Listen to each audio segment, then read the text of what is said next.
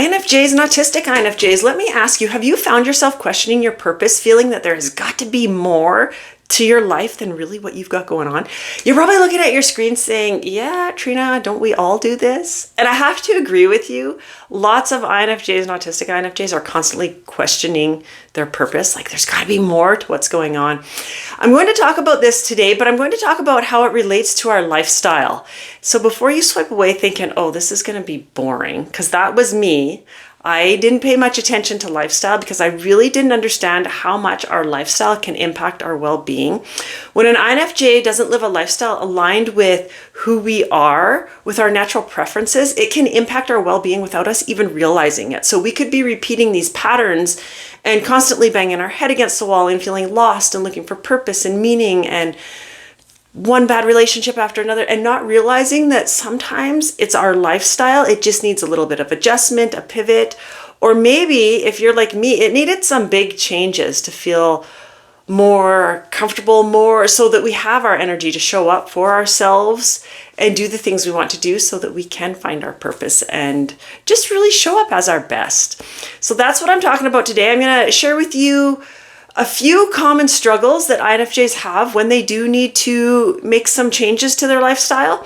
But then I'm also going to share with you my lifestyle. I call it my weird lifestyle. An INF lifestyle is a little bit different. For me, it's a whole lot different than other people's lifestyles. And there's a lot of people that don't understand my lifestyle, but that's okay. They don't have to. So this is what we're talking about today. I think it will be interesting. If we haven't met before, my name's Trina. I'm an INFJ and I'm also autistic.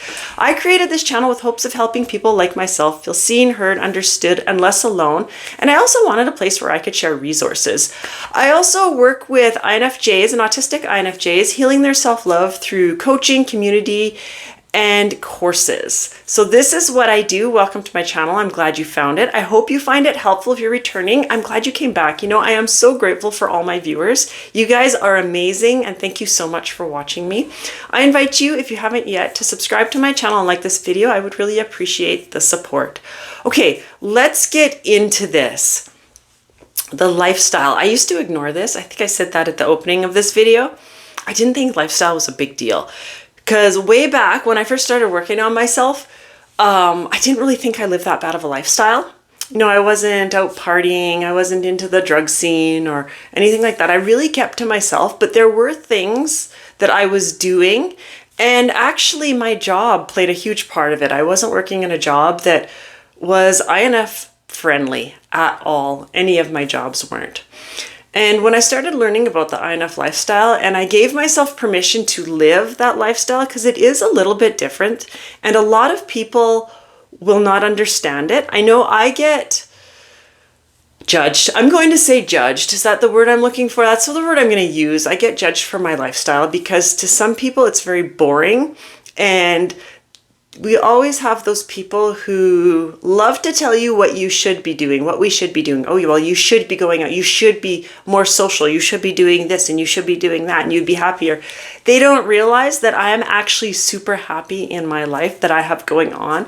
They don't understand it. It's not for them, probably because they're not an INF. Other INFs will totally understand it. So let's talk about a few common struggles that we may find ourselves in when we need to change our lifestyle a little bit.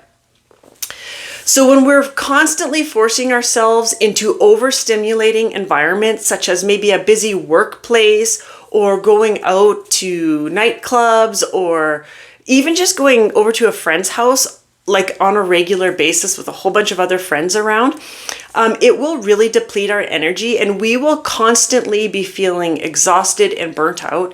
And we just do not have that energy left to show up for ourselves, for the things that we really want to do that are going to bring that meaning and purpose to our life. So that's one of the struggles. Another is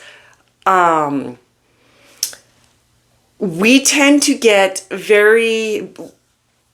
we're very prone to emotional overload. So when we're around people all the time, we're constantly taking in their emotions. Like we can read the room so well by taking in other people's emotions. And this leads to emotional overload if we do not know how to deal with it. And many INFJs don't. And even when we do know how to deal with it and be able to give back what isn't ours, it is still very exhausting for us. Those emotions that keep flying through our body, they exhaust us. And it will feed feelings of feeling really anxious, feeling stressed all the time. My stress level was always through the roof. I couldn't even tell you what I was stressed about. I was just tense and stressed and always looking for a threat. And we will be more reactive. And that was me, more reactive in situations instead of just, kind of going with it and being able to step back and think it through instead of reacting right away. And INFJs, we're deep thinkers. We need to think. So when we're in that state of reacting before we can think, I think of it as like walking the tightrope where we're really unsure and we feel like we're going to fall off. That's how I think of it. When we're trying to fit in all the time and go with the flow, I did this all the time. Okay, well, just go with it. This is normal. This is life. I have to be like everybody else. We disconnect from who we really are, resulting in, this is very, very important. So lean into this. This will result in a lot of self-doubt. So if you have a lot of self-doubt going on, if you feel that you have a low sense of self-worth, this will feed our low sense of self-worth. So it will make it even lower. And that persistent feeling that something is missing, you may need to look at your lifestyle and ask yourself, do I need to switch something up? What is not working for me? What isn't feeling right? And it's okay if you come up with the idea, if you're able to identify something that just isn't feeling, that's not working for you, but you feel that this is normal. This is what a normal lifestyle is. I'm supposed to be going out. I'm supposed to be doing this. By society standards, society puts us in a box and you don't have to stay in that box. Feel free to burn it. Burn that box. Again, like I said, I think I've already repeated this a couple times. Other people won't understand your lifestyle and that's okay. They don't have to. It's not theirs. It's yours. This is very, very, very important. I have wrestled with self-doubt. It is not fun. And a low sense of self-worth. I had zero self-worth. When we do not have that self-worth, we quit showing up for ourselves. When we show up for work, we're not putting our full amazing INFJ self into it because we don't think we're worth it. We don't think we're worth it. It impacts, I could do a whole video on self-worth, and maybe I will do that because it impacts so much of us. So if you struggle with this, just take a look at your lifestyle and ask yourself, where can I change it? When we need to switch our lifestyle a little bit, make some pivots, we might find ourselves saying yes all the time or overcommitting. We'll find ourselves losing our sense of purpose, or maybe we've never ever had that sense of purpose. That was me until I was almost 40. I did not have a sense of purpose. I had no idea what I was doing here. It was just like I was just wandering around, completely lost, doing what I thought everyone expected me to do and hating every minute of it. So we'll engage in work and relationships that just don't fit who we are. We're showing up, but nothing really lights that fire. We have no passion. We just show up like a robot, do our thing, have that relationship, and keep going on with life. That is not a fun spot to be in. I spent many years there. We'll find ourselves stuck in superficial connections, which feels very unfulfilling. So many INFJs have reached out to me talking about the surface level friendships that they have. They want those deep, meaningful friendships. Your lifestyle might have something to do with this. There are other factors that will impact this, but take a look at your lifestyle. Are you going to places where you're going to find the people that you connect deeply to? If you're going to places where you don't want to be, the ones that you're going to connect deeply to aren't going to be there either because they don't want to be there. So don't go to them, even though you're made feel that you should go to them because that's normal, right? We need depth. We need authenticity. Without it, we may feel lonely and misunderstood even when we're around other people, the loneliness especially. In my book, I'm writing a book for INFJs. Actually, I've done it. I've mentioned this a few times. One of my chapters, I open up with the statement that the loneliest I've ever felt was when I was with a group of people. And that goes with this. You feel very lonely when you're with a group of people that just don't get you. INFJ, I know you know what I'm talking about. It's really hard for me to put words to describe it because I actually haven't unpacked that completely, and I should do that. That would be another good live. Getting so many ideas, man. I should be jotting these down right now, right? When we are living a lifestyle that's not in line with who we are, with our natural preferences, we do not allow time to process emotions and thoughts. And this will trap us in a lifestyle that we know is not for us. But we can't see how to get out, right? Because we're stuck in with all these deep emotions in our thoughts because we didn't allow time for them to process. Those emotions and those thoughts that we have, those deep ones, that's our intuition coming through. Our intuition is a powerhouse. I have done videos on intuition. I also have a course, a class on my website. The link is in the description of this video. It is all about our introverted intuition. If you want to learn about it, it's a powerhouse and it will guide us to that life that we want, that life that we desire, our purpose, our meaning, and so much more. Many INFJs do not lean into intuition because of our lifestyle, because they've been told it's bad. We do not trust it. We were made feel really bad about it or made feel silly when we were younger because of our intuition. But anyway, when we don't live a lifestyle that is in alignment with who we are, we do not allow ourselves time to process those emotions and thoughts. We do not allow space for intuition to come through. So we are just roaming around, again, feeling lost. Those are just a few of the struggles that we may be experiencing when our lifestyle needs to be, a little switch, a pivot, or whatever it may be. Now, I'm going to share with you a little bit about my lifestyle.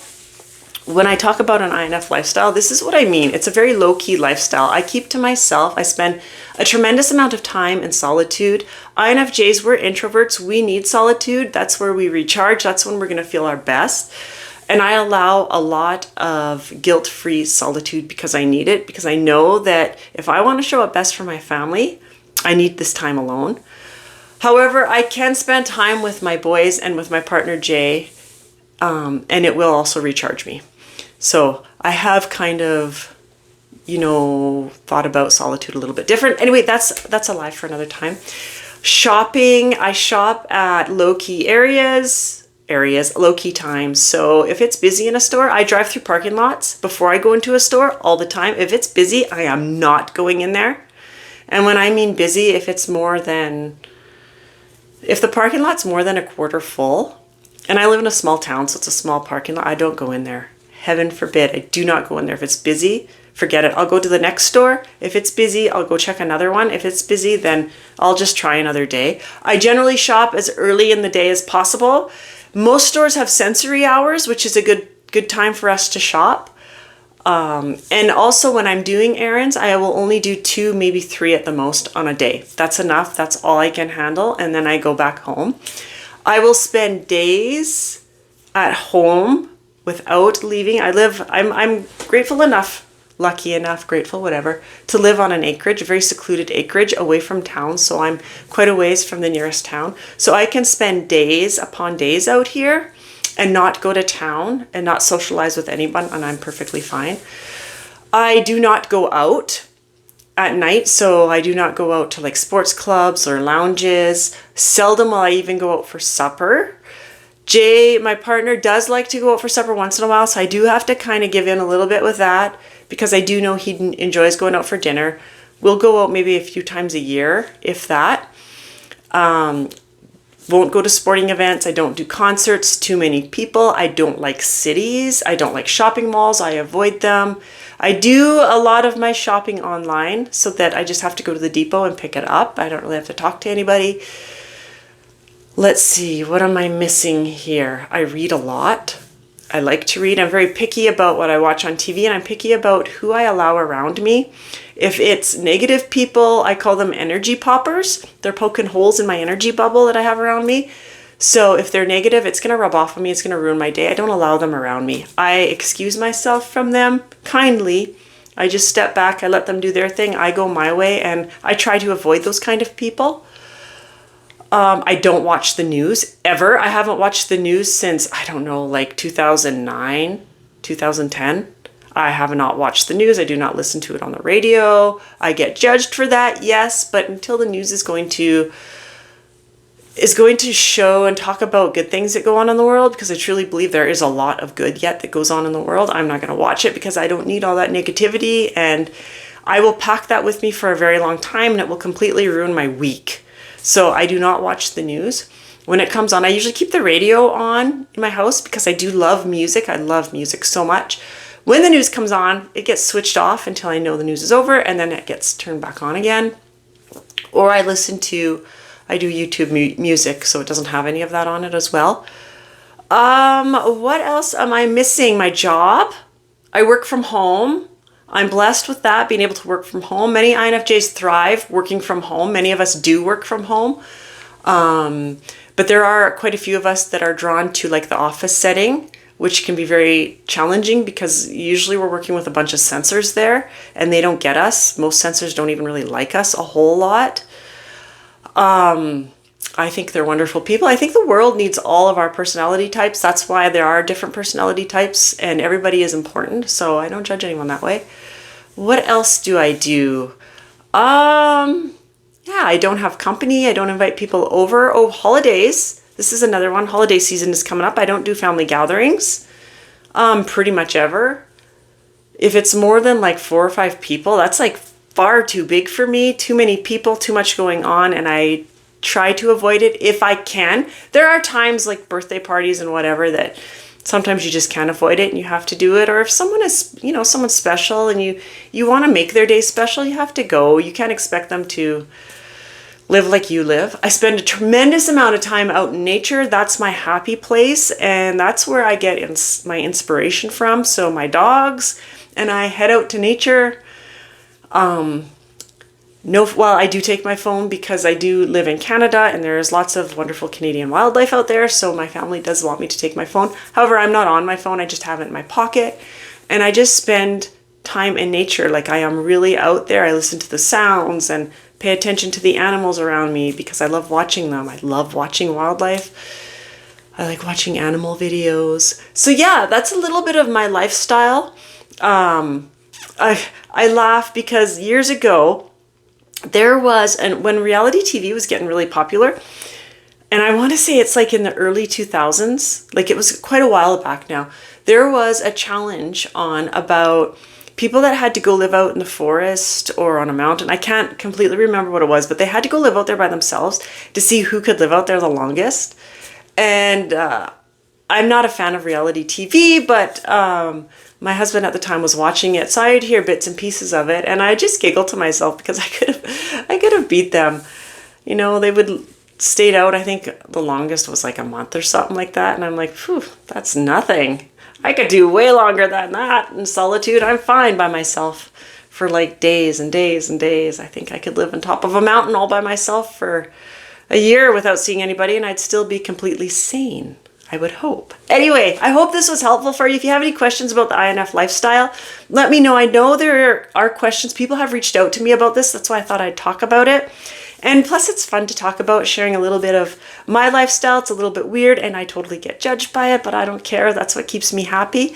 Thank you so much for watching. I really appreciate it, and I will see you again with another video. Bye for now.